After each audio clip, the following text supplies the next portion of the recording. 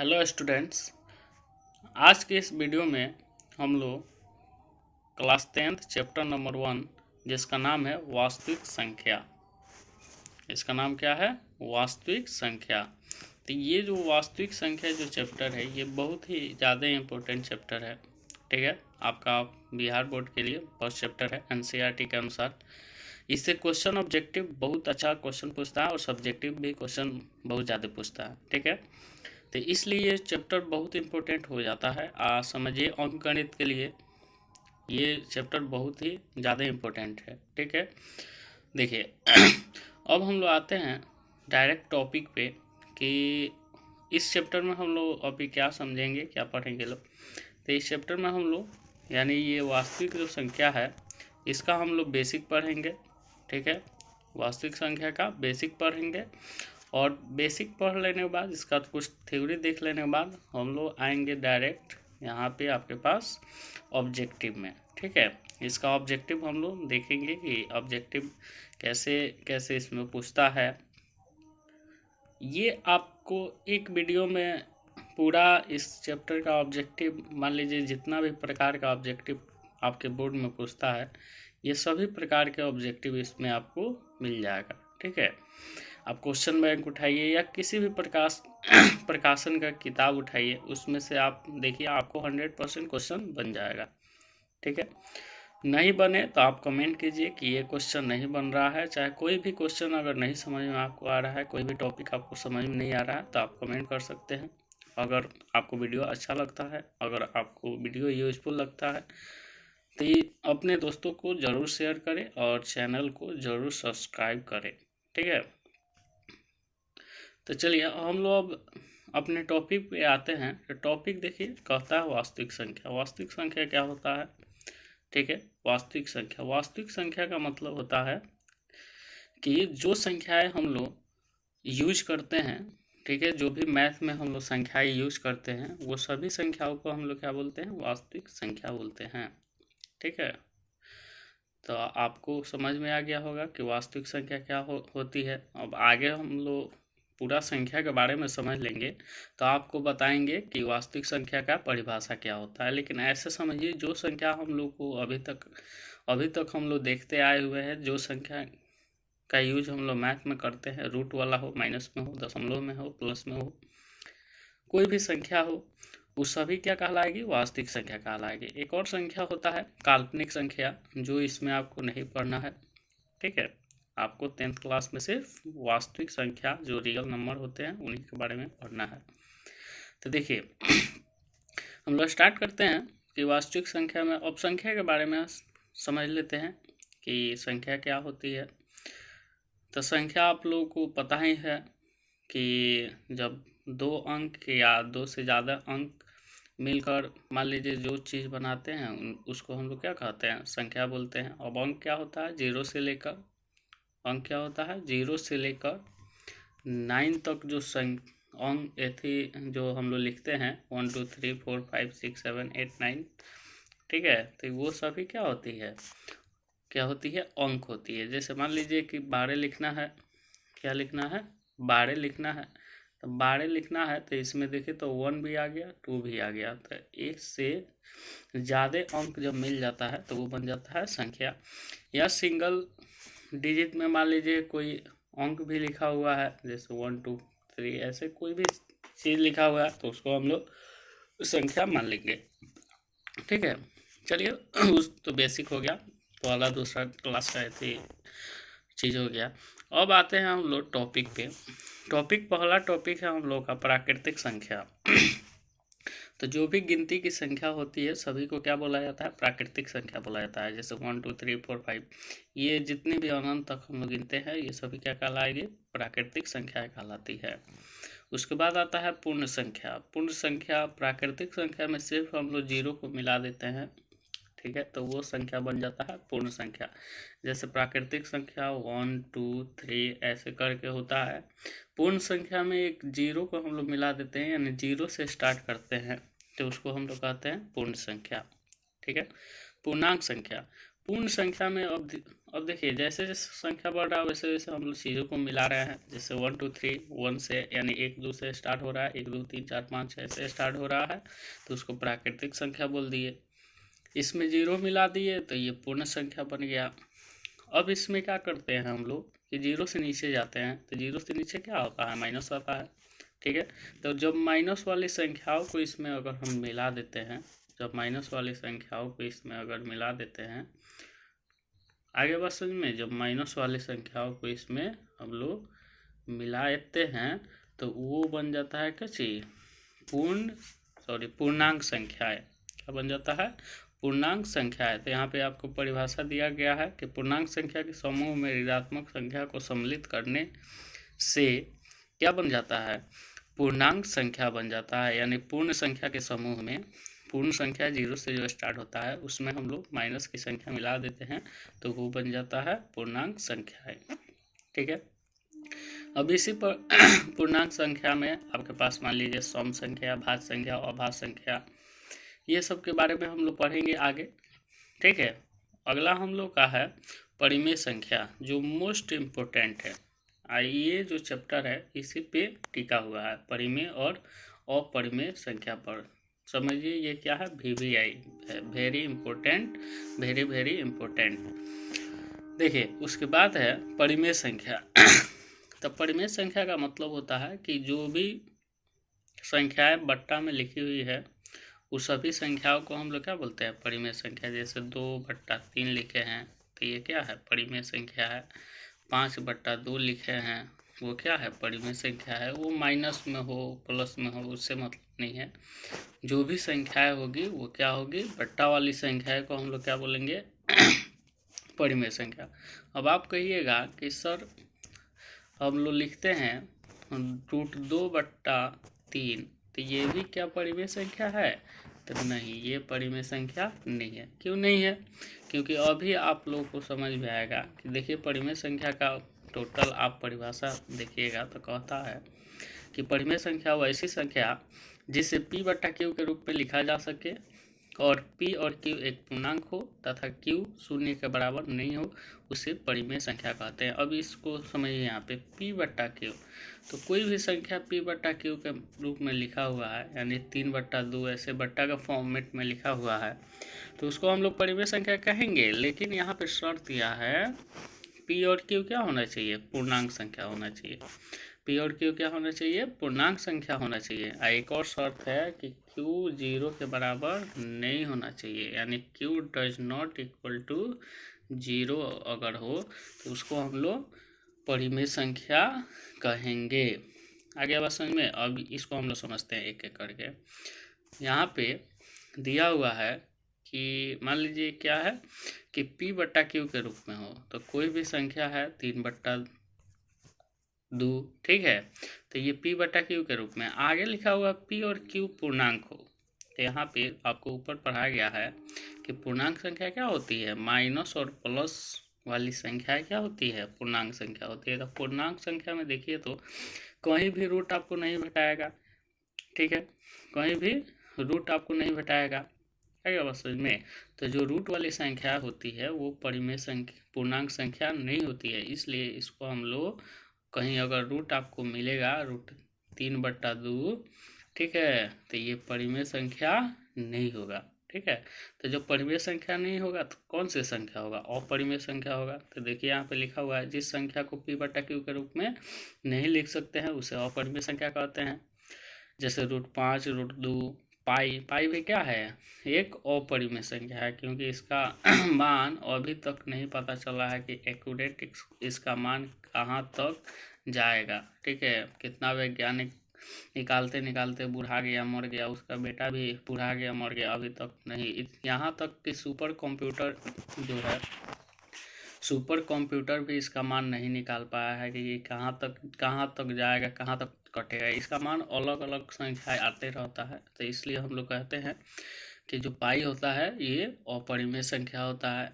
या दशमलव के बाद जाने पर वो संख्या अलग अलग संख्याएं होती जाए, वो बदलती जाए संख्याएं। जैसे यहाँ पे दिया हुआ है कि 5.25525 6 ऐसे संख्याएं मान लीजिए कि अलग अलग संख्या करके अगर दशमलव के बाद होने लगती है या नहीं कटती है तो उस संख्या को हम लोग क्या कहते हैं?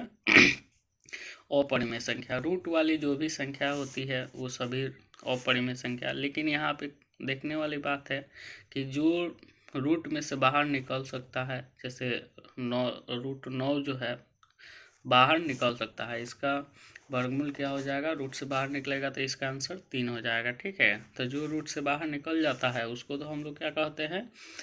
परिमेय संख्या। लेकिन जो रूटे में रह जाता है उसको हम लोग अपरिमेय संख्या कहते हैं। अब ये अपरिमेय संख्या क्यों, मान लीजिए रूट वाला अपरिमेय संख्या होता है, क्यों दशमलव वाला अपरिमेय संख्या होता है जो नहीं कटता है, उसके बारे में हम लोग थ्योरी क्लास जब हम लोग पढ़ेंगे तो बोर्ड पे अच्छा से समझेंगे इसको। ठीक है, तो देखिए यहाँ पे एक नोट दिया गया है कहता है कि पाई एक अपरिमेय संख्या है, जबकि पाई का मान जो होता है 22/7 ये परिमेय संख्या है। इसको आप याद रखिएगा, 22/7 क्या है? अपरिमेय संख्या है। लेकिन पाई क्या है? परिमेय, सॉरी गड़बड़ा गया, इधर से उधर हो गया। पाई जो है अपरिमेय संख्या है, जबकि 22/7 वो क्या है? परिमेय संख्या है। क्योंकि देखिए तो नियम के अनुसार 22/7, तो 22 भी एक पूर्णांक है और 7 भी एक पूर्णांक है। ठीक है, तो जब दोनों पूर्णांक है तो इसको हम लोग क्या बोलेंगे? अपरिमेय संख्या बोल देंगे। सॉरी, इसको हम लोग परिमेय संख्या बोल देंगे। आगे बात समझ में? तो पाई एक क्या है? अपरिमेय संख्या है, ये आप याद रखिएगा। रूट वाली संख्या क्या होती है? अपरिमेय संख्या होती है। दशमलव वाला जो संख्या होती है जो कभी नहीं कटती है, जैसे बूंदा बूंदा करके दे देगा, उसको हम लोग अपरिमेय संख्या कहेंगे। अब हम लोग आते हैं जो हम लोग का क्या बोला जाता है कि चैप्टर का नाम है वास्तविक संख्या। वास्तविक संख्या वो होता क्या? अब आपको समझ में आ जाएगा कि वास्तविक संख्या का परिभाषा हम लोग कैसे दे सकते हैं। तो कोई भी संख्या हम लोग लिखते हैं, या तो परिमेय संख्या लिखते हैं या अपरिमेय संख्या लिखते हैं। ठीक है, तो इसलिए कहता है कि परिमेय संख्या और अपरिमेय संख्याओं के समूह को वास्तविक संख्या कहते हैं। ठीक है, तो ये आपके पास वास्तविक संख्या हो गया। अब देखिए कुछ हम लोग और संख्याओं के बारे में समझ लेते हैं, जैसे सम संख्या। तो सम संख्या जो 2 से पूर्णतः कट जाए उसको हम लोग क्या कहते हैं? सम संख्या। तो सम संख्या का स्टार्टिंग कहाँ से होता है? 0 से स्टार्टिंग होता है। 0, 2, 4, 6, 8, 10 ऐसे करके 0 से स्टार्टिंग होता है। विषम संख्या, विषम संख्या जो 2 से पूर्णतः नहीं कटता है उसको हम लोग विषम संख्या कहते हैं। जैसे विषम संख्या का स्टार्टिंग जो होता है 1 से होता है, जैसे 1, 3, 5, 7, 9। ठीक है, ऐसे दो दो का अंतराल लेते जाइए, विषम संख्या मिल जाएगा। भाज्य संख्या और अभाज्य संख्या। भाज्य संख्या क्या होता है? तो भाज्य संख्या क्या होता है कि वे संख्याएं जिनके 2 से अधिक गुणनखंड हो, या वे संख्याएं जो 1 से कटे तथा स्वयं से कटे तथा अन्य संख्याओं से भी कटे, भाज्य संख्या कहलाती है। ठीक है, तो इसमें कंफ्यूज नहीं होना है कि देखिए कटने का मतलब हो गया कि जैसे ये 4 हो गया, ये 3 हो गया, ये 6 हो गया। ठीक है, तो ये तीन जो संख्या है इसको देखिए पहाड़ा पढ़िए। तो अगर 2 को हम लोग काटना चाहे तो 1 से भी काट सकते हैं। 4 को, सॉरी 4 है ना, 4 को काटना चाहे तो 1 से भी काट सकते हैं। 4 को काटना होगा तो 2 से भी हम लोग काट सकते हैं। 4 को काटना होगा तो 4 से भी काट सकते हैं। ठीक है, तो वह संख्या जो 1 से कटे, अपने आप से कटे, तो 1 से यहाँ पे कट ही रहा है और अपने आप से कोई भी संख्या कट पे करता है, लेकिन दूसरे संख्याओं से भी कट जाए तो उसको हम लोग कहते हैं भाज्य संख्या। ठीक है, आगे बात समझ में? जैसे 3 है तो ये 1 से कटेगा और 3 से खुदे से कटेगा, दूसरा संख्या से इससे यह संख्या नहीं कटेगा, तो इसलिए हम लोग इसको कहेंगे कच्ची भाज्य संख्या नहीं बोलेंगे, इसको हम लोग बोलेंगे अभाज्य संख्या। देखिए तो यहाँ पे अभाज्य संख्या क्या है? कहता है वे संख्याएं जिसका केवल 2 गुणनखंड हो, या वे संख्याएं जो 1 से कटे तथा स्वयं से कटे, उसे अभाज्य संख्या कहते हैं। ठीक है, अभाज्य संख्याओं का स्टार्टिंग जो होता है 2 से होता है। 2, 3, 5, 7, 9 नहीं होगा, 11 होगा, 13 होगा, 17 होगा, 19 होगा, 23 होगा, इसी प्रकार बढ़ते जाएगा। ठीक है, भाज्य संख्याओं का स्टार्टिंग जो होता है वो होता है 4 से। तो ये आपको याद होना चाहिए कि भाज्य संख्या का स्टार्टिंग कहाँ से होता है? 4 से होता है। भाज्य संख्या जो होती है, क्वेश्चन पूछेगा बताओ सबसे छोटी भाज्य संख्या कौन होती है, 4 होती है। क्वेश्चन पूछेगा बताओ अभाज्य संख्याओं का स्टार्टिंग कहाँ से होता है, तो 2 से होता है। या पूछेगा कि बताओ अभाज्य संख्या, सबसे छोटी अभाज्य संख्या कौन होती है, तो 2 होती है। तो ये आप लोगों को याद होना चाहिए। तो भाज्य अभाज्य संख्या, अब संख्या में आपको प्रॉब्लम नहीं होना चाहिए, पूरी संख्या यहाँ पे दिया गया है, आप स्क्रीनशॉट लेके या इसको आप कॉपी में नोट कर लीजिए क्या होता है, ठीक है। अब देखिए अब हम लोग आते हैं कुछ, मान लीजिए कि ये जो चैप्टर है इसका मान लीजिए कुछ और चीज़ों को हम लोग समझ लेते हैं क्या होता है। देखिए आएगा आपको पास यूक्लिड विभाजन प्रमेयिका, ठीक है, क्या आएगा, यूक्लिड विभाजन प्रमेयिका, या इसी को बोलते हैं यूक्लिड विभाजन एल्गोरिथम, ठीक है। तो ये जो यूक्लिड विभाजन एल्गोरिथम या प्रमेयिका है ये क्या होता है, तो देखिए यूक्लिड विभाजन, यूक्लिड एक वैज्ञानिक थे, उन्होंने एक विभाजता का नियम दे दिया, यानी विभाजन का नियम दे दिया, जैसे भाग हो गया ये, ठीक है। तो इसी नियम पे वो महत्तम निकालने को बता दिए, ठीक है। तो उसी को हम लोग कहते हैं यूक्लिड विभाजन एल्गोरिथम या प्रमेयिका। तो देखिए यहाँ पे कहता है कि 2 धनात्मक पूर्णांक ए बी दिए रहने पर, जैसे ए बी क्या होता है, देखिए यहाँ पे कोई भी भाग होता है तो बीच वाला जो होता है ए होता है, साइड वाला बी होता है, यानी बीच वाला भाग, जैसे 3 यानी 2 से हमको 3 में भाग देना है तो 2 क्या हो जाएगा, बी का मान, 3 क्या हो जाएगा, ए का मान, ठीक है। साइड पे जो आएगा, मान लीजिए 2 एकम 2, ये कितना आ गया, 1 आ गया। तो जो साइड में आएगा इधर, तो इसको हम लोग कहेंगे क्यू, ठीक है।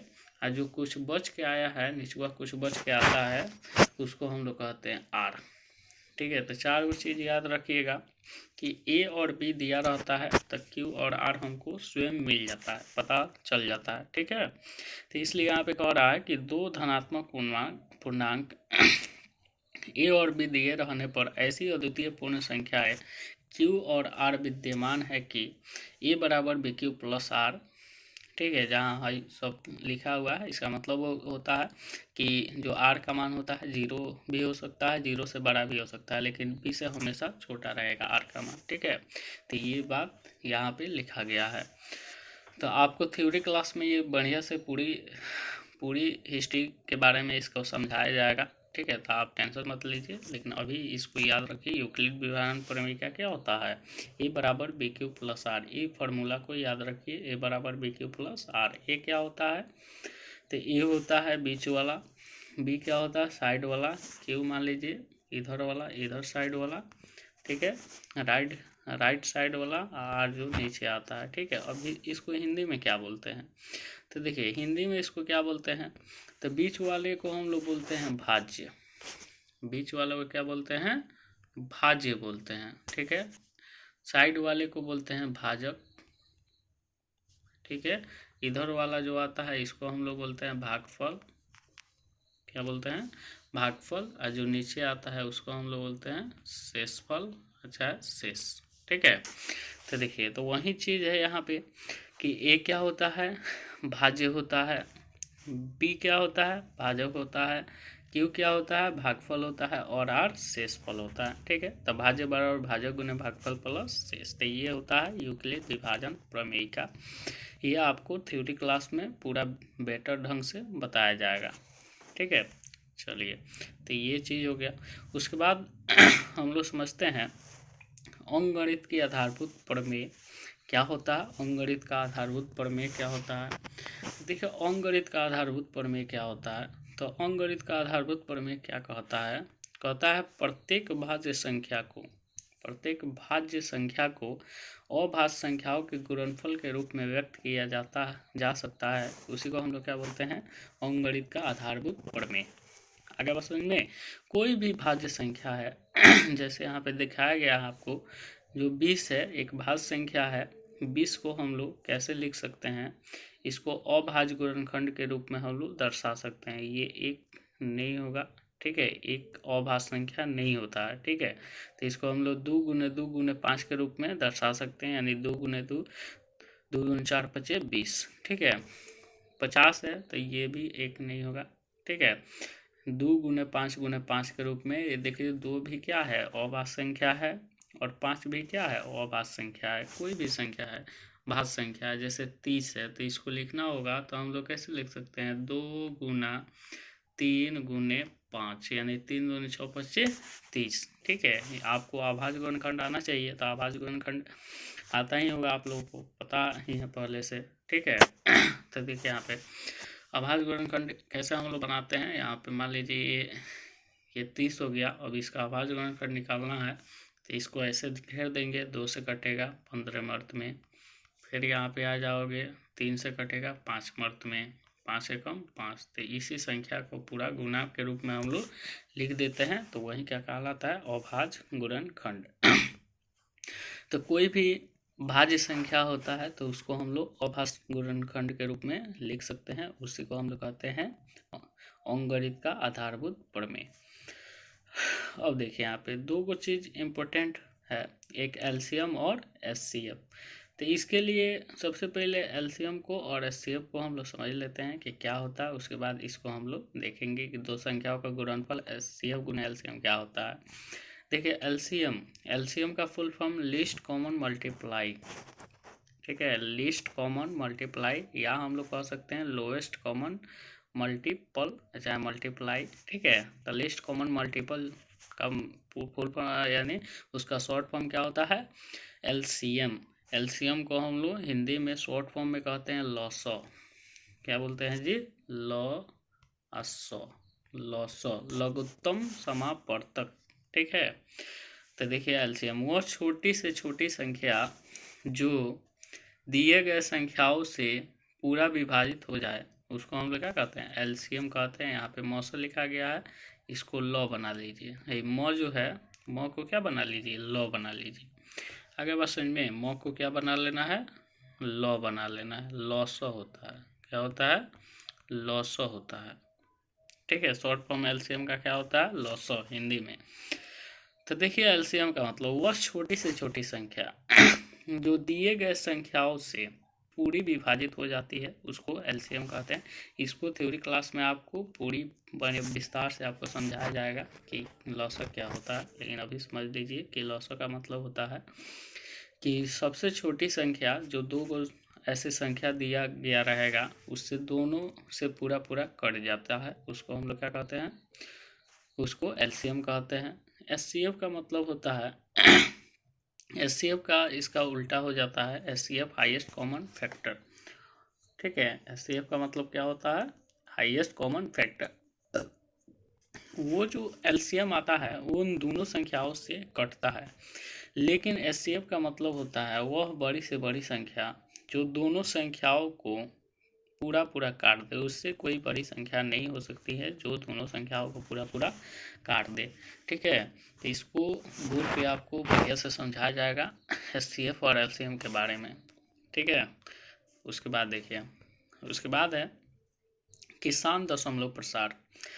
शांत दशमलव प्रसार, शांत दशमलव प्रसार, शांत का मतलब होता है कि जो चीज़ रुक जाए। ठीक है, माना x बराबर p/q एक परिमेय संख्या है जहाँ q अभाज्य गुणनखंड 2 के पावर m 5 के पावर n के रूप का होगा, तब x का दशमलव प्रसार शांत होगा। इसका मतलब कोई भी संख्या लिखा हुआ है, ठीक है, कोई भी संख्या लिखा हुआ है, कोई भी संख्या p/q के रूप में लिखा हुआ है, तो अगर नीचे वाला 2 के पावर कुछ के रूप में यानी 2 के पावर m, यानी पावर 2 हो सकता है, 3 हो सकता है, m का मतलब कोई भी पावर चेंज हो सकता है। आपको आगे क्वेश्चन मिलेगा तो समझ में आएगा। गुने 5 के पावर कुछ भी हो सकता है, 5 के पावर 1 2 3, तो इसको n कोई चौर हम लोग मान लेते हैं कि, या सिंपल मान लीजिए कि ये p है, ये क्या है p, यानी कोई भी संख्या हो सकता है या मान लीजिए कि 2 के पावर कुछ मिल जाए, या मान लीजिए कि 5 के पावर कुछ मिल जाए। इसके अलावा उसमें कोई भी संख्या आता है 2 और 5 को छोड़ के, या सिंगल सिंगल हो या दोनों एक साथ हो। ठीक है, जब दोनों एक साथ है तब भी वो शांत होगा, और सिंगल सिंगल रहेगा तब भी वो शांत होगा, अन्यथा वो शांत नहीं होगा। ठीक है, तो वो क्या हो जाएगा, जब मान लीजिए अलग संख्या आ जाएंगी तो वो हो जाएगा अशांत। वो कौन सा दशमलव प्रसार हो जाएगा, अशांत दशमलव प्रसार। तो यही कहता है माना x एक परिमेय संख्या जहाँ q एक अभाज्य गुणनखंड इतना के रूप का नहीं है वो होगा, तब क्या होगा x का दशमलव प्रसार क्या हो जाएगा, अशांत दशमलव प्रसार हो जाएगा। ठीक है, तो ये आपके पास मान लीजिए कि पूरा इसका पहला चैप्टर का आपको पूरा मान लीजिए इसका सारांश आपको पता चल गया कि इसमें क्या क्या हमको पढ़ना है। संख्याओं के बारे में पढ़ना है, यूक्लिड प्रमेय के बारे में पढ़ना है, अंकगणित का आधारभूत प्रमेय पढ़ना है, शांत दशमलव प्रसार और शांत दशमलव प्रसार और एलसीएम एचसीएफ, इतना आप लोग कर लीजिएगा तो आपको आपका पूरा ऑब्जेक्टिव जो है आपसे बन जाएगा। ठीक है, तो आज ये वीडियो बहुत ज़्यादा लंबा हो गया है, लगभग 26 आधा घंटा का लगभग वीडियो हो गया है, इसलिए यहीं पे इसको आज स्टॉप किया जाता है। ठीक है, कल आपको इसका ऑब्जेक्टिव पूरा क्वेश्चन सपड़ा दिया जाएगा।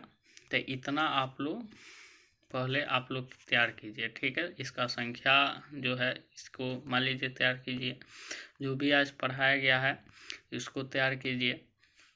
ठीक है, तो इतना ही आज के लिए रहने दिया जाए। Okay, thank you.